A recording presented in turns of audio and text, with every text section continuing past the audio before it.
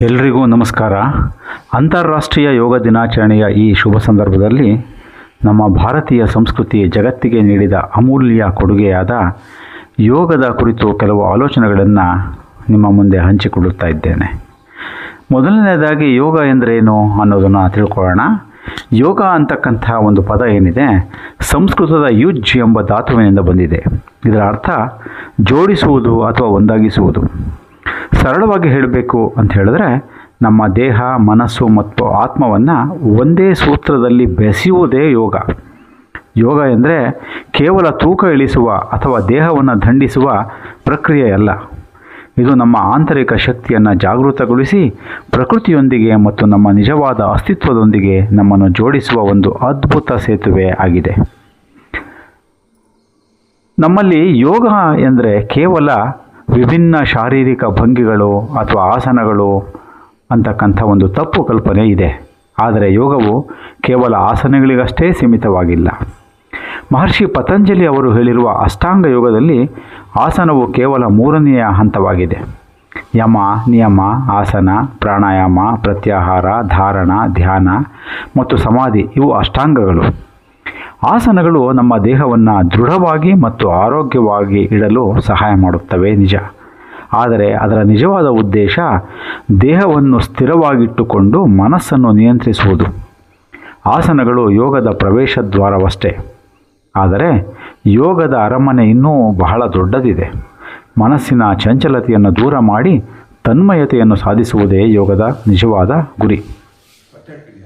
ನಮ್ಮ ಸನಾತನ ಪರಂಪರೆಯಲ್ಲಿ ಮನುಷ್ಯನ ವಿಭಿನ್ನ ಸ್ವಭಾವಗಳಿಗೆ ತಕ್ಕಂತೆ ಮುಖ್ಯವಾಗಿ 4 ಪ್ರಕಾರದ ಯೋಗ ಮಾರ್ಗಗಳನ್ನು ಹೇಳಲಾಗಿದೆ.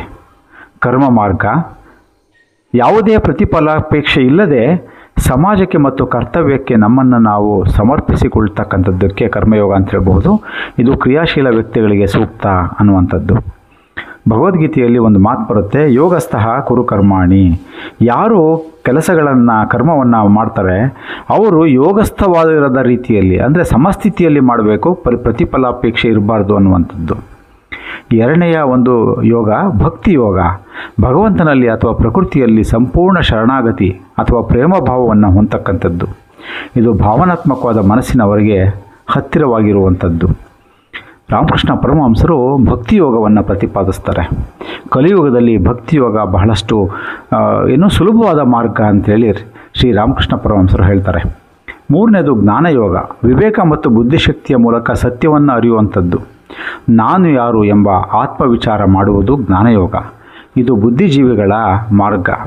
ರಮಣ ಮಹರ್ಷಿಗಳು ಸಹ ನಾನು ಯಾರು ಅನ್ನುವಂಥ ಪ್ರಶ್ನೆಯನ್ನು ಹಾಕ್ಕೊಂಡು ಸತತವಾಗಿ ನಿರಂತರವಾಗಿ ಅದರ ಚಿಂತನೆಯನ್ನು ವಿಚಾರ ವಿಮರ್ಶೆಯನ್ನು ಮಾಡ್ತಾ ಹೋದರೆ ನಿಮಗೆ ಆ ಸತ್ಯದ ಸಾಕ್ಷಾತ್ಕಾರ ಆಗುತ್ತೆ ಅಂತ ಹೇಳ್ತಾರೆ. ಸೊ ಜ್ಞಾನಯೋಗ ಇದೆ. ನಂತರ 4ನೇದು ರಾಜಯೋಗ. ಮನಸ್ಸು ಮತ್ತು ಶಕ್ತಿಯನ್ನು ನಿಯಂತ್ರಿಸ್ತಕ್ಕಂಥ ಮಾರ್ಗ. ಇದರಲ್ಲಿ ಅಷ್ಟಾಂಗ ಯೋಗ, ಆಸನ, ಪ್ರಾಣಾಯಾಮ ಮತ್ತು ಧ್ಯಾನಗಳು ಒಳಗೊಂಡಿವೆ. ಇವು 4 ಮಾರ್ಗಗಳು ಬೇರೆ ಬೇರೆ ಆಗಿದ್ದರೂ ಸಹ ತಲುಪ್ತಕ್ಕಂಥ ಗುರಿ ಮಾತ್ರ ಒಂದೇ. ಅದು ಯಾವುದು ಅಂತ ಹೇಳಿದ್ರೆ ಆಂತರಿಕ ಶಾಂತಿ ಮತ್ತು ಮುಕ್ತಿ. ಸೊ ಇದು ಅತ್ಯುನ್ನತವಾಗಿರ್ತಕ್ಕಂಥ ಒಂದು ಮಾರ್ಗ. ಕೊನೆಯದಾಗಿ ನಾವು ಕೇವಲ ದಿನಕ್ಕೆ ಅರ್ಧ ಗಂಟೆನೋ 1 ಗಂಟೆನೋ ಯೋಗ ಮ್ಯಾಟ್ ಮೇಲೆ ಕುಳಿತು ಯೋಗ ಮಾಡಿದ್ರೆ ಸಾಲದು. ನಮ್ಮ ಇಡೀ ಜೀವನವನ್ನೇ ಯೋಗ ಕೇಂದ್ರಿತವನ್ನಾಗಿ ಮಾಡ್ಕೋಬೇಕು. ಅದು ಹೇಗೆ? ಭಗವದ್ಗೀತೆಯಲ್ಲಿ ಒಂದು ಸುಂದರವಾದ ಮಾತಿದೆ, ಯೋಗ ಕರ್ಮಸು ಕೌಶಲಂ. ಅಂದರೆ ನಾವು ಮಾಡ್ತಕ್ಕಂಥ ಕೆಲಸ ಏನಿದೆ ಅದನ್ನು ಸಂಪೂರ್ಣ ಏಕಾಗ್ರತೆ ಮತ್ತು ದಕ್ಷತೆಯಿಂದ ಮಾಡುವುದೇ ಯೋಗ. ನೀವು ವಿದ್ಯಾರ್ಥಿಯಾಗಿರಲಿ, ಉದ್ಯೋಗಿಯಾಗಿರಲಿ ಅಥವಾ ಗೃಹಿಣಿಯಾಗಿರಲಿ, ನಿಮ್ಮ ಕೆಲಸದಲ್ಲಿ ಸಂಪೂರ್ಣವಾಗಿ ತೊಡಗಿಸಿಕೊಳ್ಳುವುದು ಯೋಗದ ಒಂದು ರೂಪವೇ ಆಗಿದೆ. ನಮ್ಮ ಜೀವನವನ್ನು ಯೋಗಮಯವಾಗಿಸಿಕೊಳ್ಳಿಕ್ಕೆ ಈ ಕೆಳಗಿನ ಅಂಶಗಳೇನಿದ್ದಾವೆ ಯಾವ್ಯಾವುದು ಅಂತ ಹೇಳಿದ್ರೆ, ಸದ್ವಿಚಾರ ಮತ್ತು ಸದಾಹಾರ. ಯಾವಾಗಲೂ ಒಳ್ಳೆಯದನ್ನು ಆಲೋಚನೆ ಮಾಡುವಂಥದ್ದು, ಹಿತಮಿತವಾದ ಸಾತ್ವಿಕವಾದ ಆಹಾರ ಸೇವನೆ ಮಾಡುವಂಥದ್ದು. ಎರಡನೇದು ಮೈಂಡ್ಫುಲ್ನೆಸ್, ತನ್ಮಯತೆ ಅಂತ ಹೇಳ್ತೀವಿ, ಅರಿವಿನಿಂದ ಜೀವನ ಮಾಡುವಂಥದ್ದು, ಪ್ರಸ್ತುತ ಕ್ಷಣದಲ್ಲಿ ಬದುಕ್ತಕ್ಕಂಥದ್ದು, ಹಳೆಯ ನೆನಪುಗಳಲ್ಲೋ ಅಥವಾ ಭವಿಷ್ಯದ ಚಿಂತೆಯಲ್ಲೋ ಮುಳುಗದೆ ಈಗ ಇರತಕ್ಕಂಥ ಕ್ಷಣವನ್ನು ಆನಂದಿಸ್ತಕ್ಕಂಥದ್ದು.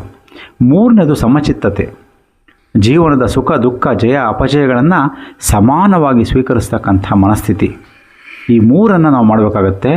ನಾವು ಉಸಿರಾಡುವ ಪ್ರತಿಯೊಂದು ಉಸಿರಲ್ಲೂ ಎಚ್ಚರವಿರುವಂಥದ್ದು, ಇತರರ ಜೊತೆ ಪ್ರೀತಿಯಿಂದ ವರ್ತಿಸುವುದು ಮತ್ತು ಪ್ರಕೃತಿಯನ್ನು ಗೌರವಿಸುವುದೇ ನಿಜವಾದ ಜೀವನದ ಯೋಗ. ಸ್ನೇಹಿತರೆ, ಬನ್ನಿ ಈ ಯೋಗ ದಿನದಂದು ಕೇವಲ ದೈಹಿಕ ಕಸರತ್ತಾಗಿ ಅಲ್ಲದೆ ಯೋಗವನ್ನು ನಮ್ಮ ದೈನಂದಿನ ಜೀವನದ ಭಾಗವಾಗಿ ನಾವು ಶಿಸ್ತಾಗಿ ಅದನ್ನು ಅಳವಡಿಸಿಕೊಳ್ಳೋಣ. ಲೋಕ ಸಮಸ್ತ ಸುಖಿನೋ ಭವಂತು. ಧನ್ಯವಾದಗಳು.